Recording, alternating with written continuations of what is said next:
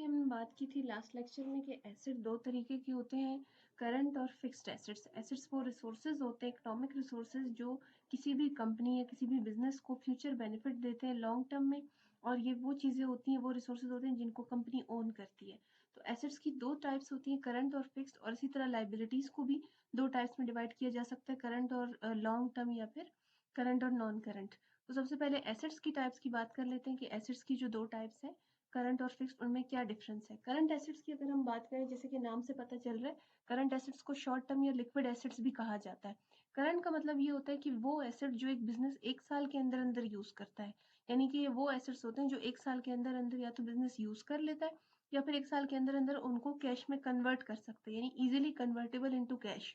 वो एसेट जो कि कैश में आसानी से कन्वर्ट हो सके, उनको करंट या फिर लिक्विड या फिर शॉर्ट टर्म एसेट्स कहा जाता है। मोस्ट फेमिलर नाम इसका करंट या फिर लिक्विड एसेट्स है। लिक्विड एसेट इसलिए क्योंकि ये कंपनी की लिक्विडिटी को शो कर रहे होते हैं। लिक्विडिटी का मतलब है short term debt paying ability of the company, कि शॉर्ट टर्म में कंपनी के पास कितने पैसे यानी कितने एसेट्स हैं कि वो अपने शॉर्ट टर्म डेट यानी लाइबिलिटीज या ऑब्लिगेशंस को फुलफिल कर सके।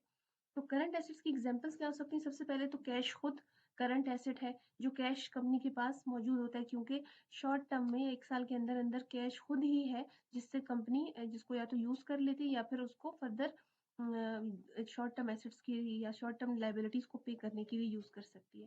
कैश के अलावा बैंक में जो पैसे पड़े हैं कंपनी के, वो भी करंट एसेट या लिक्विड एसेट्स में आता है। इसके अलावा अकाउंट रिसीवेबल्स या नोट रिसीवेबल्स होते हैं, जो एक साल के अंदर अंदर अब हमें रिसीव हो जाएंगे। अकाउंट रिसीवेबल को भी हम शॉर्ट टर्म करंट एसेट ही कंसीडर करते हैं, क्योंकि ये ओरली प्रॉमिस होता है। नोट रिसीवेबल में तो रिटर्न प्रॉमिस है, तो ऑब्वियसली उसमें तो डेट फाइनल लिखी होगी कि वो एक साल के अंदर मिलेंगे, तो वो करंट हो जाएंगे, नहीं तो फिर वो लॉन्ग टर्म हो जाएंगे। लेकिन अकाउंट रिसीवेबल में क्योंकि प्रॉमिस ओरल होता है, कोई रिटर्न प्रूफ नहीं होता, तो हम इसको करंट ही कंसीडर करते हैं। इन्वेंट्री का मतलब स्टॉक होता है। वो स्टॉक जो कंपनी बाय करती है आगे फर्दर रीसेल के लिए, या फिर उस पर कुछ प्रोसेसिंग करके उसको आगे रीसेल करना होता है कंपनी ने, तो उसे इन्वेंट्री कहा जाता है। और ये शॉर्ट टर्म इसलिए क्योंकि कोई भी कंपनी हो जो रीसेल का काम करती है, तो उसका पर्पज ये होता है कि एक साल के अंदर अंदर वो अपनी इन्वेंट्री के स्टॉक को सेल कर दे।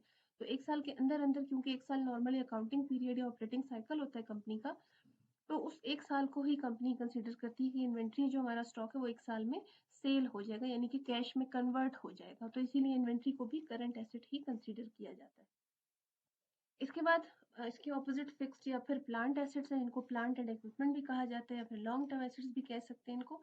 ये वो एसेट्स होते हैं जो कंपनी ओन करती है ज़्यादा टाइम पीरियड के लिए, उनको अपने पास रखती है, या फिर ये भी कह सकते हैं कि वो होते हैं जो जल्दी या एक साल में कैश में कन्वर्ट नहीं हो सकते, बल्कि इसमें थोड़ा टाइम लग सकता है।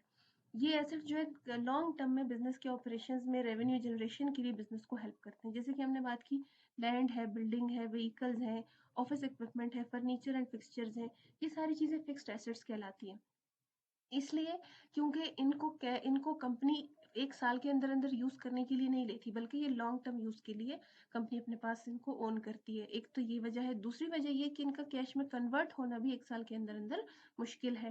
फॉर एग्जाम्पल अगर हम एक बिल्डिंग की बात कर लें, तो बिल्डिंग को सेल करने में ऑब्वियसली कंपनी को टाइम लग जाता है। अगर कंपनी को कुछ छोटी अमाउंट की जरूरत है, तो वो पहले करंट एसेट्स की तरफ जाएगी, उनको सेल करने की तरफ जाएगी, या फिर उसको कोई लाइबिलिटी पे करनी एक साल के अंदर अंदर, तो वो शॉर्ट टर्म एसेट से करंट एसेट से करने की कोशिश करेगी, रादर देन कि वो अपनी लाइबिलिटी के लिए अपने फिक्स्ड एसेट यानी बिल्डिंग को बेच दे या फिर अपनी व्हीकल्स को सेल आउट कर दे। तो इसीलिए नॉन करंट या फिक्स्ड एसेट्स वो होते हैं जिनको कंपनी लॉन्ग टर्म के लिए मेंटेन करती है, शॉर्ट टर्म के लिए नहीं करती। तो ये जो यहाँ पर एग्जांपल्स लिखे हैं, ये सारे फिक्स्ड एसेट्स में आते हैं। Office equipment, furniture, vehicles, land, building, machinery, और ये सारे आइटम्स, इलेक्ट्रॉनिकल इक्विपमेंट्स, ये सब आते हैं नॉन करंट या फिर फिक्स्ड एसेट में। इसका जो आजकल नाम यूज होता है वो प्रॉपर्टी, प्लांट एंड इक्विपमेंट होता है। इसी तरह लाइबिलिटीज की भी दो टाइप्स है, करंट और फिक्स लाइबिलिटीज। करंट लाइबिलिटीज जैसे कि नाम से पता चल रहा है, करंट एसेट्स की तरह वो लाइबिलिटीज जो एक साल के अंदर अंदर कंपनी ने पे करनी होती है, वो ऑब्लिगेशंस या वो डेट्स कंपनी के जिनको एक साल के अंदर अंदर ड्यू है कि कंपनी ने उनको पे करना है। फॉर एग्जाम्पल, अगर नोट पेबल कोई ऐसे लिखे हुए हैं जिनके ऊपर डेट ही लिखी है कि एक साल के अंदर अंदर उनको पे करना है, तो वो करंट हो जाएंगे। अदरवाइज अगर एक साल के अंदर पे नहीं करना, एक साल से ज्यादा टाइम में कोई लाइबिलिटी पे करनी है, तो फिर वो लॉन्ग टर्म या नॉन करंट लाइबिलिटी हो जाएगी।